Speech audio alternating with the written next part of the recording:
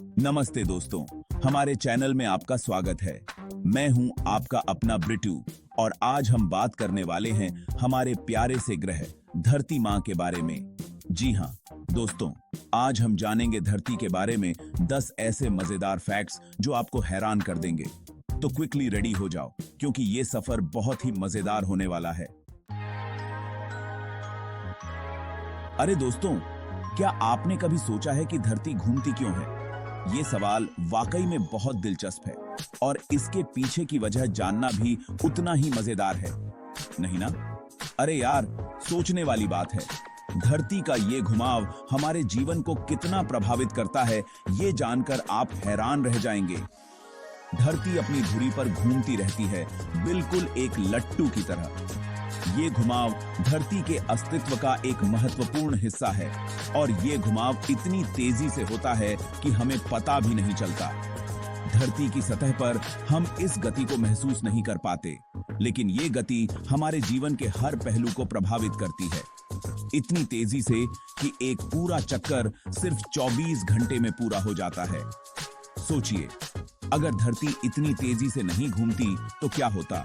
मतलब दिन और रात का ये खेल धरती के इसी घुमाव की वजह से है।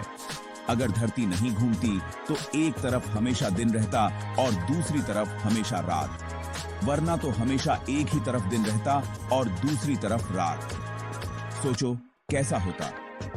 धरती का ये घुमाव हमारे जीवन के लिए कितना महत्वपूर्ण है, ये जानना वाकई में अद्भुत है। धरती के इस घुमाव के कारण ही हमें दिन और रात का अनुभव होता है। दिन में हम अपने काम करते हैं, खेलते हैं और रात में आराम करते हैं, सोते हैं। अगर धरती नहीं घूमती तो हमारी दिनचर्या कितनी अलग होती। सोचिए, अगर हमेशा दिन ही रहता तो हमें कभी आराम करने का मौका नहीं मिलता और अगर हमेशा रात रहती तो हम कभी सूरज की रोशनी का आनंद नहीं ले पाते। धरती का ये घुमाव हमारे जीवन को संतुलित रखता है। दिन और रात का ये चक्र हमें एक नियमित जीवन जीने में मदद करता है।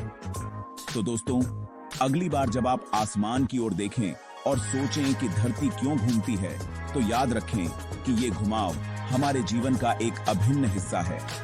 धरती का ये निरंतर घुमाव हमें एक संतुलित और नियमित जीवन जीने में मदद करता है।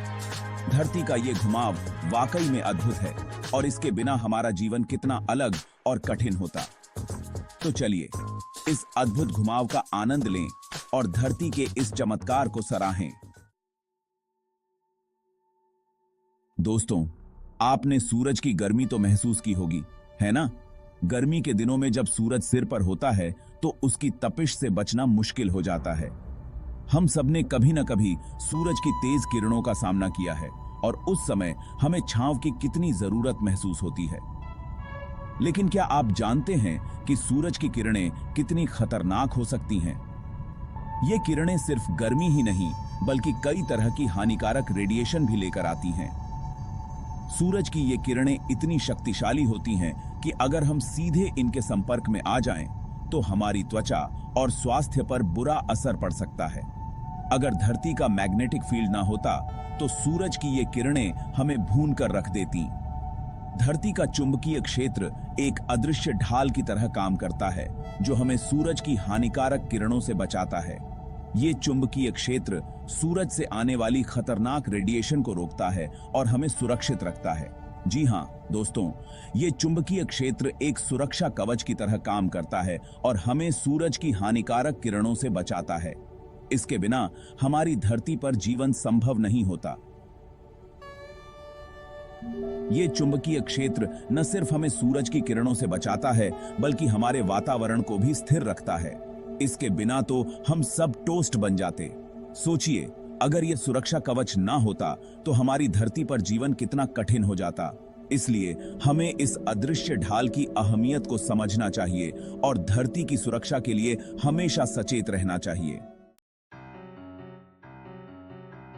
दोस्तों, क्या आपने कभी सोचा है कि धरती के अंदर क्या है? अरे यार, ऐसा तो मत सोचो कि अंदर कोई भूत प्रेत रहते हैं। धरती के अंदर 3 परतें होती हैं, क्रस्ट, मैंटल और कोर। क्रस्ट तो बस ऊपर ऊपर की पतली सी परत है, जैसे रोटी पर मक्खन। मैंटल थोड़ा गाढ़ा होता है, जैसे दाल। और कोर कोर तो बिल्कुल लोहे की तरह गर्म और ठोस होता है। चैप्टर 4। दोस्तों, धरती का तापमान एकदम परफेक्ट है, ना ज्यादा गर्म ना ज्यादा ठंडा। औसतन धरती का तापमान लगभग 15 डिग्री सेल्सियस रहता है। अगर यह तापमान ज्यादा होता तो हम सब पसीने में नहाए रहते, और अगर कम होता तो ठंड से ठिठुरते रहते। शुक्र है कि धरती मां ने हमारा ध्यान रखा है। चैप्टर 5।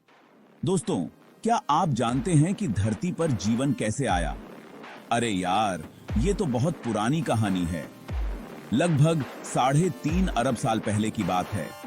तब धरती पर सिर्फ पानी और चट्टानें थीं, लेकिन धीरे धीरे कुछ छोटे छोटे जीवों ने जन्म लिया, और फिर शुरू हुआ विकास का सिलसिला, और आज हम यहां हैं।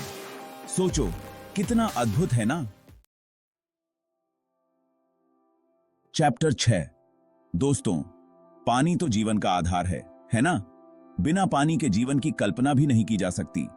यह हमारे शरीर का 70% हिस्सा बनाता है और हर जीवित प्राणी के लिए आवश्यक है। लेकिन क्या आप जानते हैं कि पानी कभी खत्म नहीं होता? यह हमेशा हमारे चारों ओर मौजूद रहता है, बस अपने रूप को बदलता रहता है।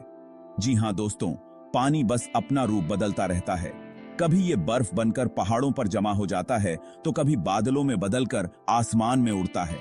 कभी बारिश बनकर धरती पर गिरता है, जिससे हमारी नदियां और झीलें भर जाती हैं। ये बारिश हमारे खेतों को सींचती है और पेड़ पौधों को जीवन देती है। तो कभी नदी नालों में बहता हुआ समुद्र में मिल जाता है। ये नदियां हमारे जीवन की धारा हैं, जो हमें पीने का पानी, सिंचाई के लिए पानी और बिजली उत्पादन के लिए ऊर्जा देती हैं। और फिर सूरज की गर्मी से भाप बनकर उड़ जाता है। ये भाप बादलों में बदल जाती है और फिर से बारिश के रूप में धरती पर गिरती है, और फिर से बारिश। ये सिलसिला चलता रहता है, जिसे जल चक्र कहते हैं। ये जल चक्र ही है जो हमारे ग्रह को जीवनदायिनी बनाता है। तो दोस्तों, पानी का ये खेल कभी खत्म नहीं होता। ये बस चलता रहता है, हमें जीवन देने के लिए।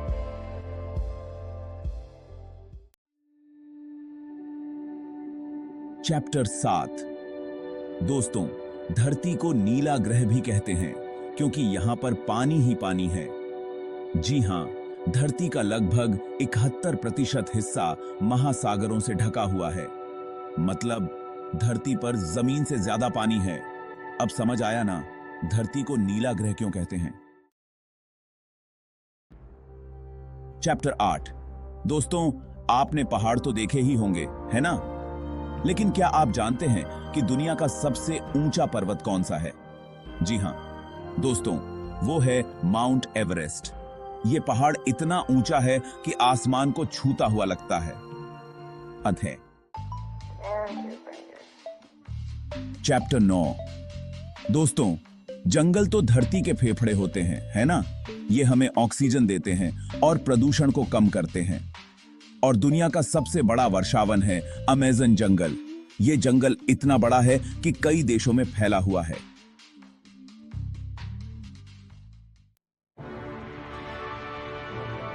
चैप्टर 10।